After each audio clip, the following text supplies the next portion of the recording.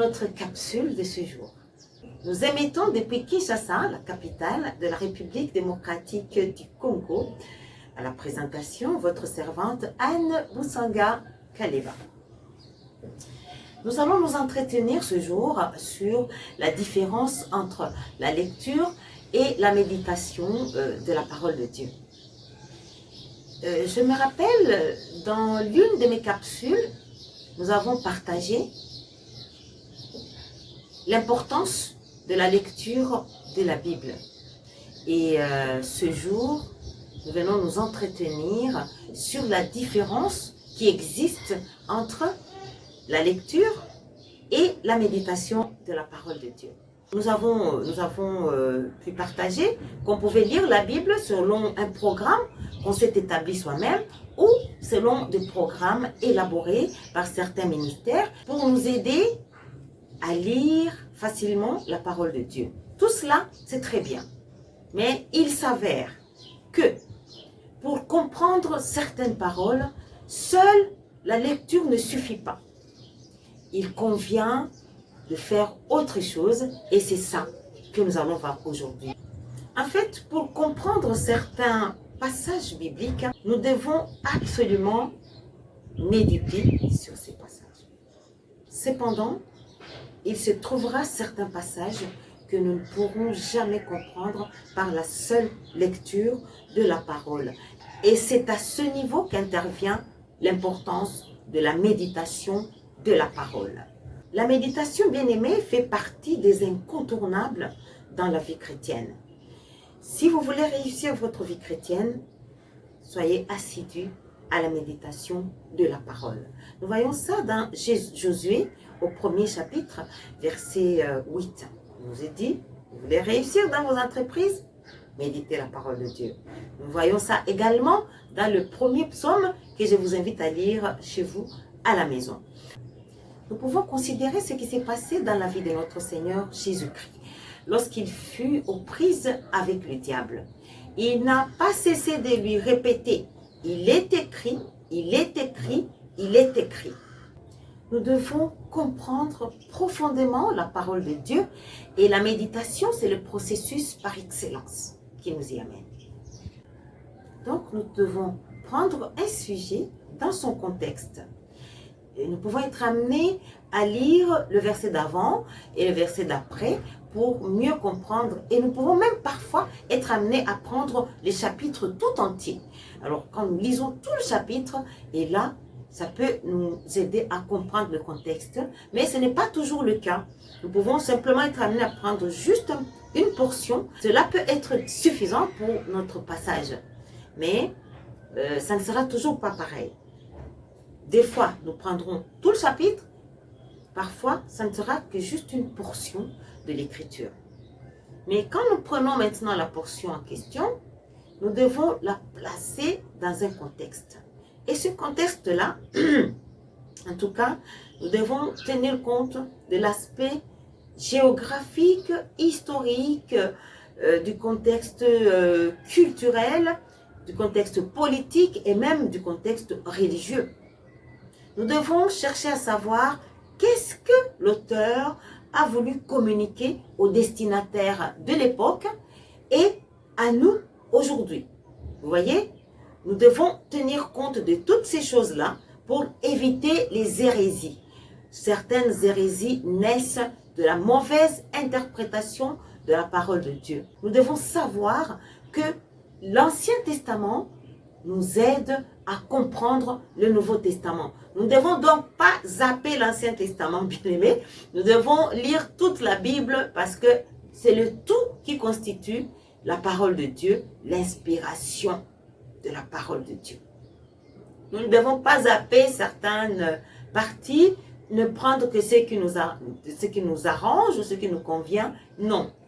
Nous devons même associer à la méditation de la parole certains livres écrits par nos bien-aimés, parce que vous n'êtes pas sans ignorer que la Bible nous dit dans Éphésiens chapitre 4 versets 11 à 12 qu'il a été donné des prophètes, des évangélistes, des pasteurs et des docteurs. Et tout cela dans quel but? Eh bien, pour le perfectionnement des saints en vue de l'œuvre du ministère et de l'édification du corps du Christ. Bien-aimés, nous devons nous familiariser avec la parole de Dieu avant que certaines situations n'arrivent dans nos vies. Vous savez, lorsque certaines situations compliquées nous arrivent, nous devons être calés dans la parole. Autrement, c'est en ce moment-là que certains font naufrage dans leur foi. Nous devons avoir dans la parole la force qui va nous aider à tenir lorsque ces situations arrivent dans nos vies. Nous ne devons pas oublier que nous sommes dans un combat permanent depuis que nous avons tourné le dos à l'ennemi de nos âmes. Et ça, nous devons vraiment le savoir, très bien le savoir dans nos vies, si nous voulons vraiment réussir notre vie chrétienne. Et à la Bible d'ajouter, mon peuple périt parce qu'il lui manque de la connaissance.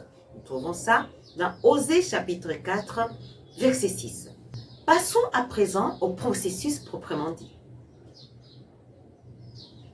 Comme nous l'avions dit, la méditation de la Bible doit être un rendez-vous quotidien. Nous devons choisir un lieu au calme, nous plonger vraiment dans l'ambiance de la méditation et nous pouvons même y ajouter de la musique pour nous accompagner. Voilà. Nous devons nous munir de certains outils. Les outils en question. Qu'est-ce que c'est que ces outils? Eh bien, nous allons vous les montrer. Nous devons avoir une Bible. Voilà, ça c'est ma Bible. Nous devons avoir une Bible. Nous devons avoir un bloc-notes. Voilà, pour prendre des notes. Nous devons avoir un stylo et des surligneurs. Vous voyez, ça c'est juste un surligneur. Mais il y en a, on les vend souvent plusieurs couleurs, n'est-ce pas, dans un étui. Et cela nous permet de surligner les passages qui nous touchent, qui nous tiennent à cœur, des passages que nous voulons approfondir.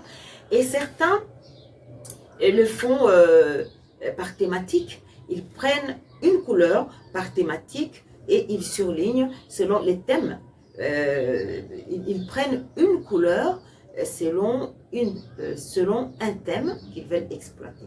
Tout ça, c'est très bien. Il y a même des gens qui sont arrivés jusqu'à produire des surligneurs très très fins qui permettent de tenir compte de l'aspect des pages de la Bible qui sont très très soft, afin que la couleur ne puisse déteindre sur d'autres pages de nos Bibles. C'est très intéressant.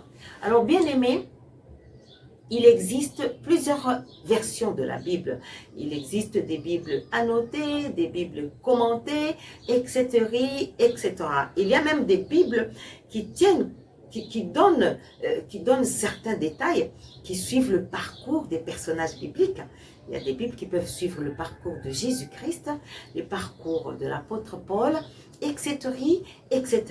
Il y a même des Bibles qui ont été élaborées sous forme de magazines, avec des illustrations, des couleurs, etc. Tout cela pour nous faciliter la lecture et la méditation.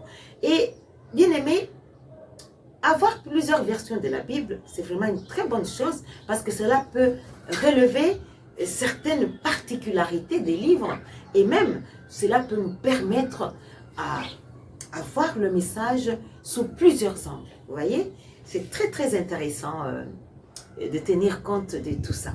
Alors à présent, passons dans la pratique. Comment est-ce que ça se fait, la méditation de la parole? Nous devons toujours commencer par prier. Nous devons demander au Saint-Esprit, lui qui a